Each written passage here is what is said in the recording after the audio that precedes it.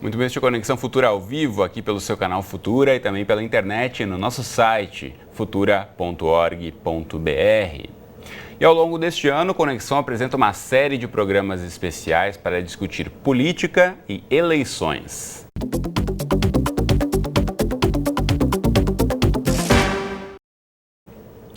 Pois é, parece que foi ontem, mas a urna eletrônica foi lançada no Brasil nas eleições de 1996. E hoje o equipamento é responsável pela automatização de 100% das nossas eleições e serve de modelo, inclusive, para outros países. Foi um primeiro passo que ampliaria aí as formas de uso da tecnologia no período eleitoral. Lá nos Estados Unidos, por exemplo, a campanha que levou Barack Obama a ser eleito presidente da República em 2008 fez uso intenso das redes sociais e mostrou para o mundo o potencial que elas têm de revolucionar as estratégias políticas. A partir desta semana, desde o último dia 6 de julho, está autorizada pelo Tribunal Superior Eleitoral a propaganda dos candidatos a presidente da República, governador, deputado federal, estadual e distrital, além do Senado. Mas a gente discute como as mídias digitais influenciam ou não o comportamento dos eleitores. Bom, para essa discussão, a gente recebe aqui no estúdio o Valdemar Figueiredo. Ele é professor de Ciências Políticas da ESPM Rio. Aqui ao meu lado está o Vitor Chagas, ele é coordenador do curso de Estudos de Mídia da Universidade Federal Fluminense. E também conosco no estúdio está o Luiz Fernando Moncal, ele é pesquisador e gestor do Centro de Tecnologia e Sociedade da FGV Direito do Rio de Janeiro. Você em casa, como sempre, também é nosso convidado, então aproveite aí para tirar suas dúvidas, participe da conversa mandando mensagens, comentários, opiniões para a gente, aí se você percebe como a internet, as mídias digitais, redes sociais influenciam ou não o seu comportamento como eleitor. Mande sua história para a gente, primeiramente no facebook.com/canal Futura Oficial. Você encontra aí a nossa página, que você pode curtir, comentar, compartilhar os nossos posts. E aqui nesse aqui, deixa registrada já a sua questão, que logo mais eu trago aqui para o estúdio com os nossos entrevistados. Também pela internet, acesse o nosso perfil no Twitter, mandando mensagens aí, marcando a sua pergunta com o perfil @canal Futura, ou ainda pega o telefone, ligue 0 operadora 21 3523 4098, os números que estão aí na tela para você.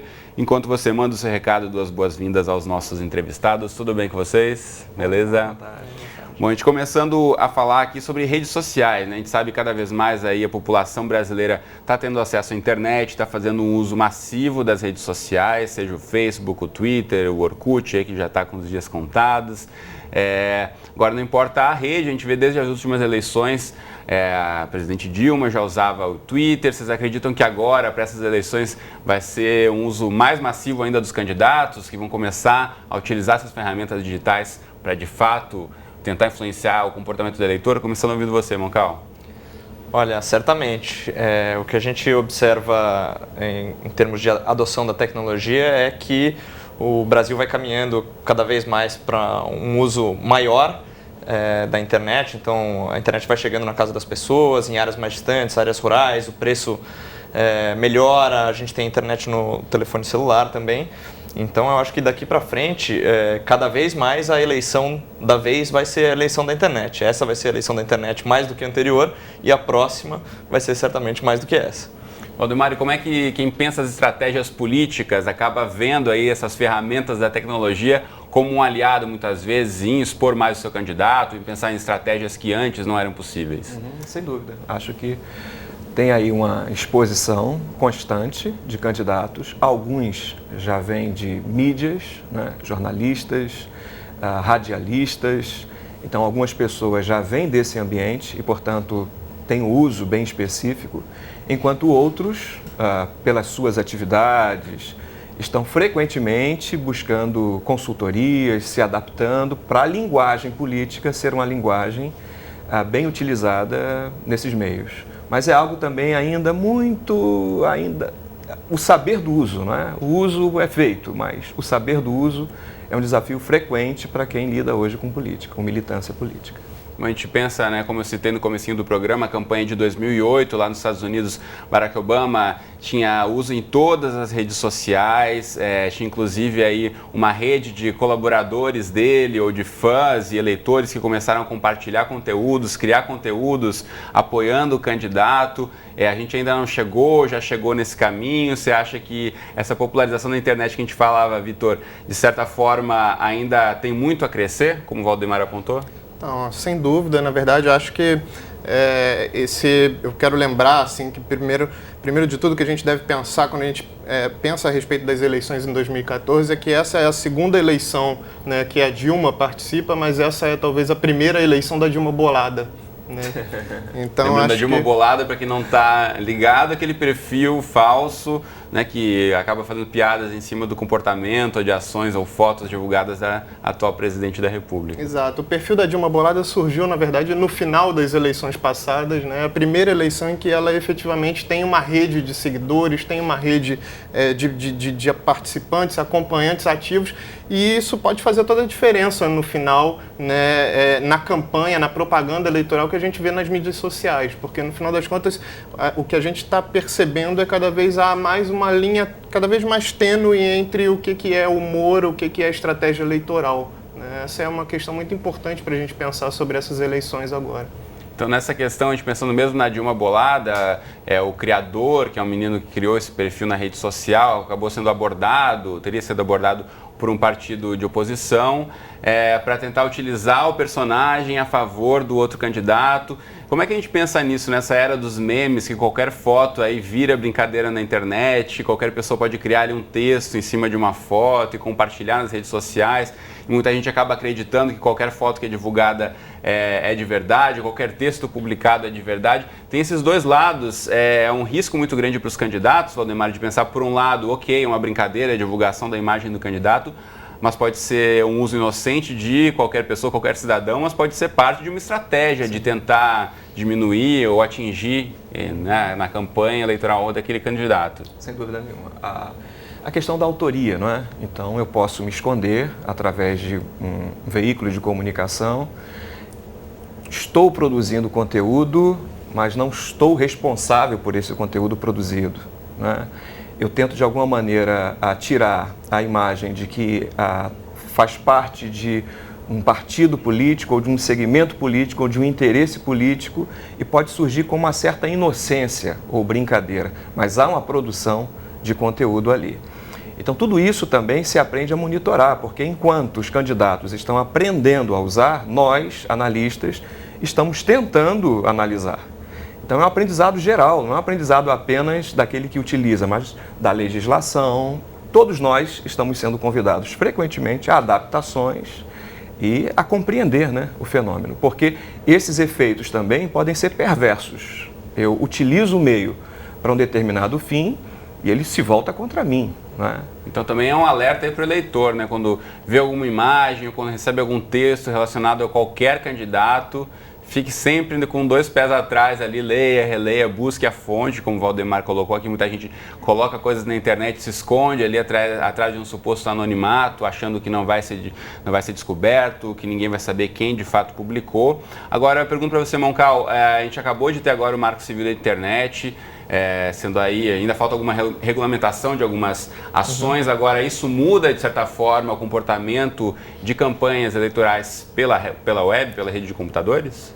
O Marco Civil ele não afeta especificamente a questão das eleições, ele trata de direitos e deveres na internet de uma maneira mais ampla. Nas eleições, a gente teve algumas mudanças feitas não só pelo Tribunal Superior Eleitoral, mas também por legislação, para tratar, por exemplo, de direito de resposta na internet, propaganda eleitoral antecipada na internet. E a internet ela tem uma diferença muito grande em relação aos outros veículos de comunicação, porque ela não tem essa curadoria editorial que tem, por exemplo, o jornal impresso, ou a TV paga ou a TV aberta. Então, para você controlar o que é propaganda, o que é mera liberdade de expressão de um eleitor, quem é eleitor, quem é cabo eleitoral. Então, todas essas questões, elas ainda vão precisar amadurecer muito ao longo de várias eleições para que a gente encontre um limite razoável entre a liberdade de expressão e entre uma regulação que sirva para manter a igualdade de condições de competição entre todos os candidatos e não aprofunde ainda mais a desigualdade que já existe hoje em dia. Muito bom. Vou falar para você que então desde o último dia 6 de julho, essa semana está autorizada pelo Tribunal Superior Eleitoral a propaganda dos candidatos, já que no próximo dia 5 de outubro, mais de 141 milhões de brasileiros vão às urnas para escolher presidente da República, 27 governadores, deputados federais, mais de 1.000 deputados estaduais e distritais, além de eleger os nomes que vão renovar 1/3 do nosso Senado. Então, confira todas essas datas no calendário eleitoral no site do TSE. A gente preparou aqui uma arte para destacar alguns pontos principais que a gente vai colocar na tela para você, já destacando então o calendário eleitoral do TSE, desde julho permitida a propaganda, 19 de agosto a 2 de outubro, aquela propaganda eleitoral obrigatória de TV e rádio, que entra em rede nacional, sempre no mesmo horário, nas televisões e rádios de todo o país. E 3 de outubro é o último dia para divulgação aí dessa propaganda paga eleitoral. Tem mais algumas dicas e pontos que selecionamos que a gente vai colocar daqui a pouquinho para você, mas já aproveito para mostrar aqui o site do TSE, onde você pode ter na íntegra o calendário eleitoral. Acesse tse.jus.br, aqui se encontra em eleições e abre o calendário eleitoral na íntegra. Aqui já tem o mês toda essa linha que você vê aqui na tela, ó, todos os meses desse ano de 2014, aqui passo a passo, né? Alguns meses que já passaram, com algumas delimitações, e os próximos aqui. Vamos colocar a próxima tela no ar para a gente continuar aí discutindo os pontos principais do calendário eleitoral. Então tá aí para você outros pontos fundamentais, domingo, dia 5 de outubro, anote na sua agenda, coloque aí no despertador do seu celular, não esqueça, dia 5 de outubro, dia das eleições, e em caso de segundo turno, recomeçam as campanhas aí no período de 15 a 24 de outubro. Agora, com essa questão do calendário, eu apontei aqui que já estão permitidas as propagandas. Agora, a propaganda eleitoral paga não está. Para quem está em casa, pergunta qual é a diferença, né? Propaganda pode, mas propaganda paga não. Nem toda propaganda é paga. Como é que a gente consegue diferenciar isso ao receber esse conteúdo, ao ligar o computador, por exemplo, e ver lá o banner de um candidato, Vitor? Então, essa última resolução que o Luiz Fernando, inclusive, citou do TSE, né, ela proíbe, nas mídias sociais em específico, a propaganda eleitoral paga, né? Agora, como a gente está falando, né, com o surgimento desses novos mediadores, é muito difícil, né, citando novamente a fala do Luiz Fernando, é muito difícil a gente identificar o que é, né, um simples apoiador, o que é um cabo eleitoral, né? Então, acho que essa é a grande questão que a gente vai enfrentar cada vez mais, né? É claro que a gente precisa lembrar, de certa forma, que as eleições na internet, nas mídias sociais em particular, elas quase que se constituem como uma eleição em paralelo, né? Vamos dizer assim, porque no final das contas o horário eleitoral gratuito ainda é fundamental para a abrangência total da população, né? Mas de uma certa maneira o que a gente vê na internet cada vez mais a partir desse surgimento desses novos mediadores, né, é que os candidatos de uma certa forma são obrigados a responder a essas questões colocadas por esses, né, novos atores, né? São obrigados a responder a esse clamor das mídias sociais, né? É isso que, de certa forma, torna a internet um ator tão importante quanto as outras mídias. Valdemar, como é que você pensa isso, que o Vitor está apontando? Antigamente você via a campanha do seu candidato pela TV, ou via no rádio, no máximo via ali um anúncio no jornal, ou santinhos que eram distribuídos. Agora tem exatamente isso, você acompanha ali o passo a passo dele na rede social, o que ele fez de manhã, o que ele almoçou, o que ele vai fazer de tarde, a programação da noite, do dia seguinte, do fim de semana, e você pode mandar um recado para ele e ele tem aquele espaço ali que cada vez mais pode ou não ser utilizado pelo candidato para ter uma comunicação direta com o seu eleitor. Como é que se avalia essa estratégia, essa ferramenta que pode ser muito bem usada, como mal usada também? É um risco também para o candidato? Eu repito o termo, né, o saber do uso. Então, vou fazer uma comparação bem rápida, né, da dicção e do discurso político pelo rádio. Né? É uma forma, é um formato. Né? Depois você vai para a TV, dizer, aquela voz, aquela dicção, aquela dinâmica precisa ser alterada pela questão da imagem. E agora a gente tem a internet, que o discurso político tentar convencer ou tentar reunir interesses e representá-los está precisando de uma dinâmica bem específica. Então, o que está alimentando o quê? É o que se produz na internet, que está girando e sendo reproduzido pela imprensa, pelo rádio, pela TV, ou é o contrário disso? Então, acho que os candidatos, em diferentes proporções, eles estão sendo desafiados a não perderem o tom ou terem, né, o discurso adaptado naquele ambiente de uma forma que não seja algo que se volte contra ele, repito. Porque não basta apenas estar na internet. Então, se eu entro num bate-papo lá de um grupo na internet, rapidamente aquele grupo percebe que a minha dicção, o meu jeito de me expor, me coloca fora. Eu estou fora daquele ambiente. E quem acaba expondo muito mais esse candidato. Eu estou de uma maneira mal colocada, eu estou falando errado, eu estou falando um discurso político, mas num formato totalmente errado. Então isso, na verdade, aumenta a atenção que o pessoal da campanha tem que ter também em assessorar esse candidato e também para o eleitor ficar bem mais atento aí em caso de falhas e tal, pegar isso mesmo e contestar, né? Ah, você falou tal coisa em tal programa, mas agora está dizendo outra coisa, está se contradizendo em termos de campanha. Acho que isso também acaba sendo uma ferramenta, esse contato mais próximo para o eleitor. Ele tem mais informações na hora de fazer a sua escolha, Moncal?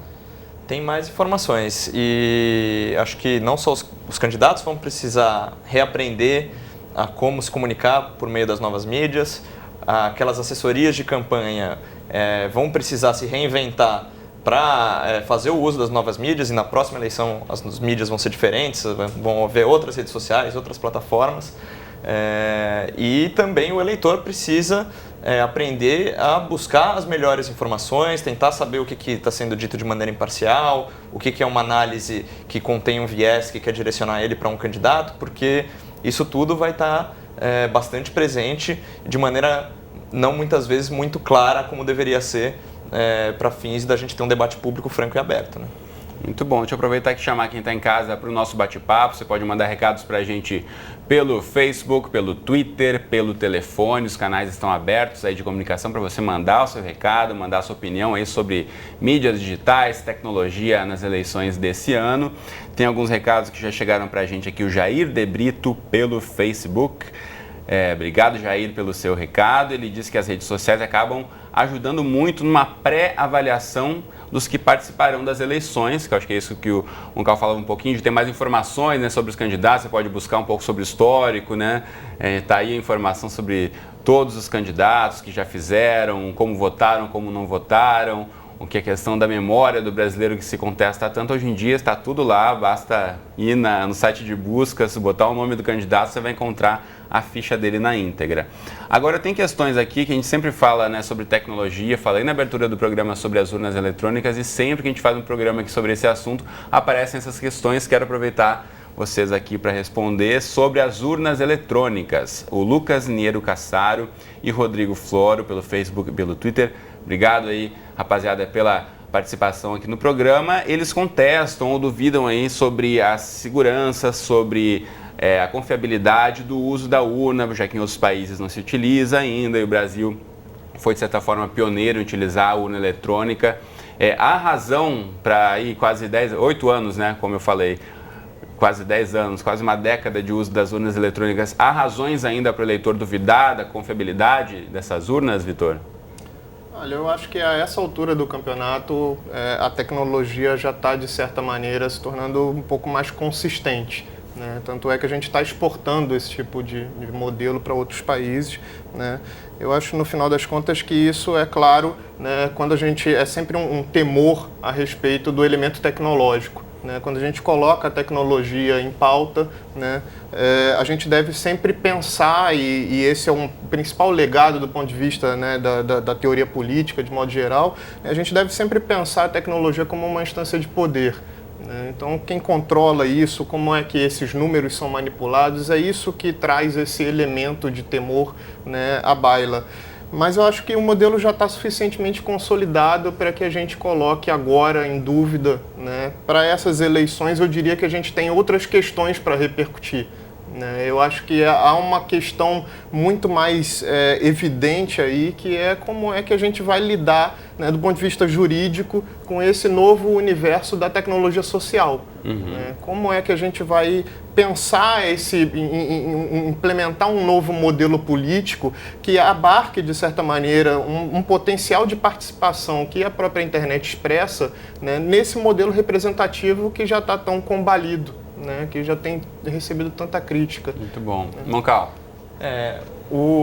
Acho que essa preocupação com a segurança das urnas não é só dos eleitores, né? A gente tem alguns casos recentes, até de testes que o TSE fez com especialistas de academia e chamou pessoas com especialidade em ciências da computação para testar a segurança das urnas, e tem muitos especialistas ou pelo menos alguns, que apontam uma série de problemas, né, na questão de como a gente tem lidado com essa questão das urnas eletrônicas. Então, um problema que a gente tem, que é bastante claro hoje em dia, é de que todo esse código ou software que roda na urna, ele não é público e ninguém pode auditá-lo com uma tranquilidade, com tempo, para procurar falhas.